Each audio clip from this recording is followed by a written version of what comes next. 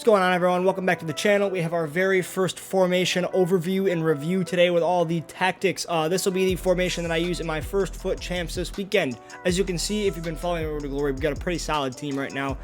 We start in the 4-5-1 for chem reasons, but I'll show you guys how to do the whole custom tactic thing in a minute. So, this formation is going to be one that is very, very, very popular amongst the FIFA community and very widely used across FUT Champs.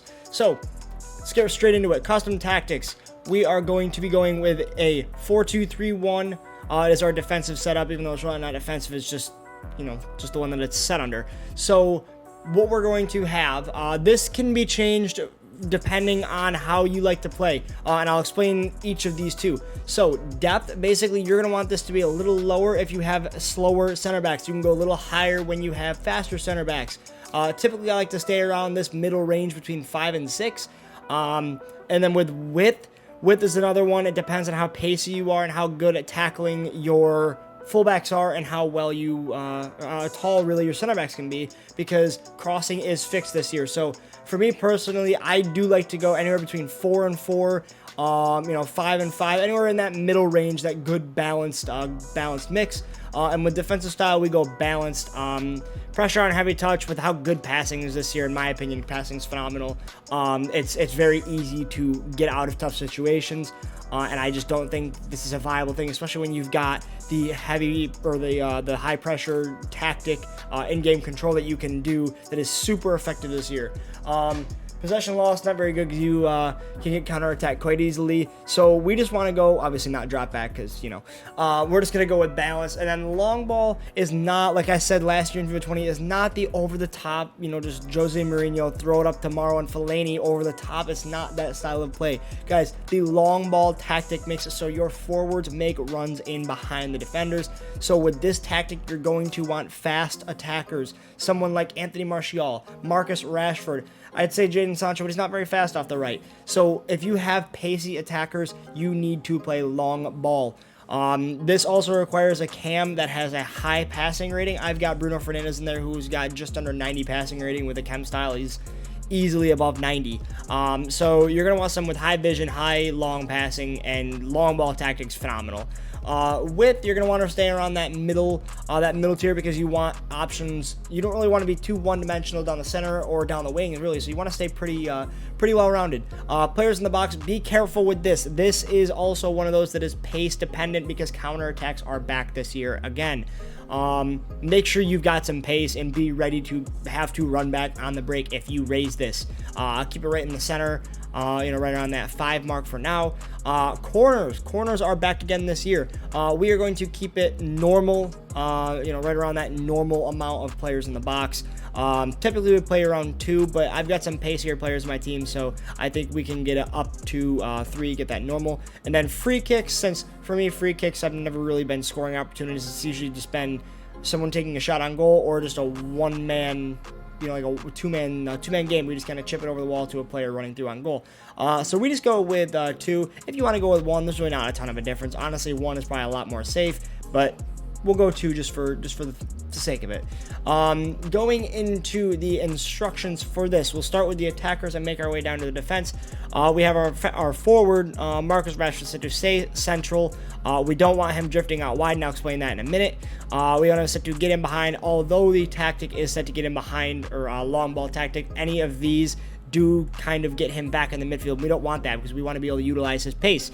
Interceptions, normal to aggressive, doesn't really matter. I mean, as a forward, we'll set it to aggressive just because he's not going to be the last man on defense, usually ever. Defensive support, we want him to stay forward, so we want him to stay on that defensive line and be making runs in at their back line.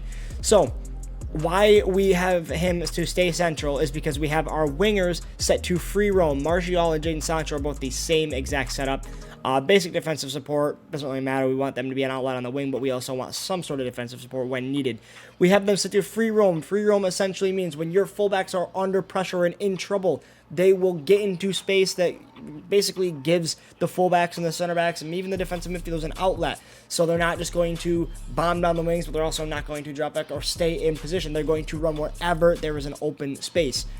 So we have them both set to free roam, support runs, balance support. I mean, there's really none of these really make a ton of sense unless you like to specifically play up one side, but you really get one-dimensional very quickly. So we want this to stay balanced.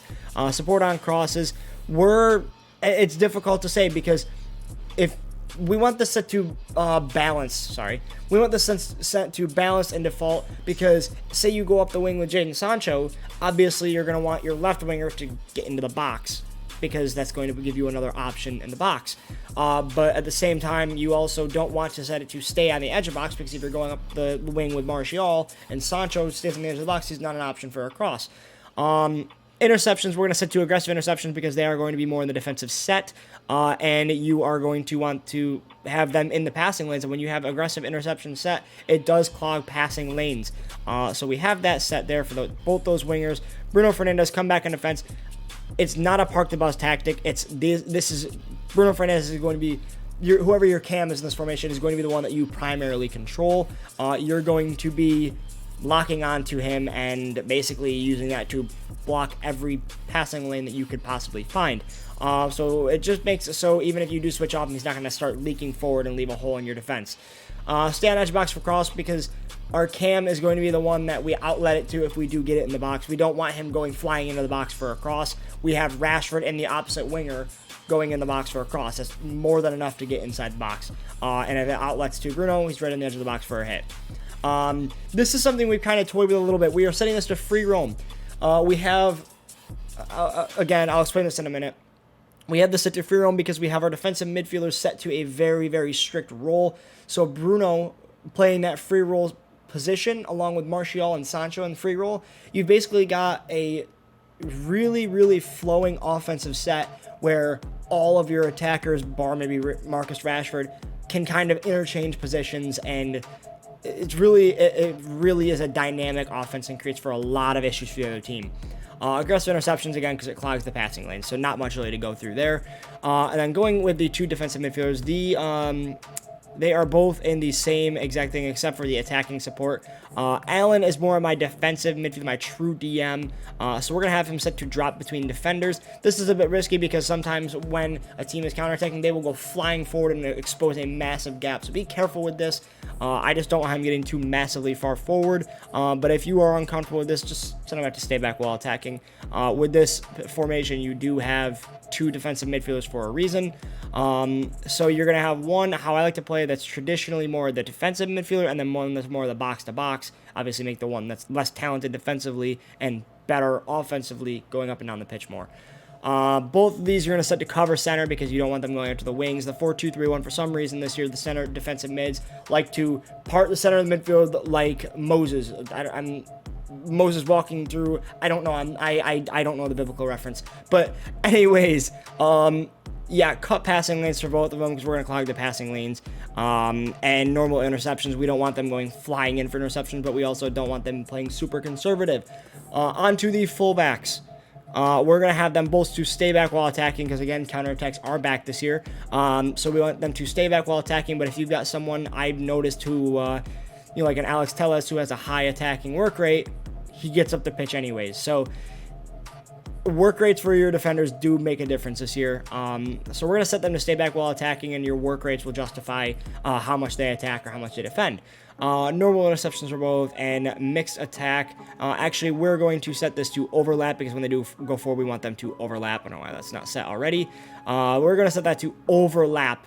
Basically, that means, so when Martial is, say, here, you're going to have on the outside Luke Shaw coming around, or Telles, whoever you play there, is going to be coming around towards the touchline to overlap instead of cutting it inside, where if you're play anything like me or the majority of FIFA players, you're going to cut in with your wingers because there's not a ton of options if you're dribbling towards the corner flag. So we're going to set them towards overlap. Your defenders, obviously, just default, stay back while attacking, normal interceptions. I'd almost be somewhat tempted to go to conservative interceptions, but we've got some pretty pacey center backs, so I'll keep them at the normal interceptions. This is personal with the goalkeepers. This is personal. You can set to come for crosses. I have not seen any instances where they've missed a punch this year, so you could always go for the come for crosses, but until I can test it, I don't really know a ton yet. I'm going to keep testing this for future formation review videos. So I think we're going to do just the balance, maybe comfort crosses. That is completely up to you if you are comfortable with that or not. And then saving outside the box. Chipping is lethal this year, so we're going to set this to balance. They do have a bit of a chipping assist this year, so we're going to set that right to balance. So basically your balance for both your goalkeeper and 2 center backs. So yeah, guys, that is essentially it. Here's just another quick overview of the tactics. Obviously the roles, you're going to set those yourself. This is the tactics. I would personally stay within 1 or 2 variations of any of these if you're going to run the 4-2-3-1. This is what I ran last year in all of champs, and I actually was able to finish 17-4 was my best finish last year because I just couldn't be asked to play the rest of the games. So guys, thank you all so much for watching. If you enjoyed the video, make sure you leave a thumbs up on the video and subscribe to the channel. We are getting, the goal for the end of the year is 250 subs, so let's keep moving towards that goal. Guys, thank you so much for watching, and we will see you in the next video. Peace, fellas.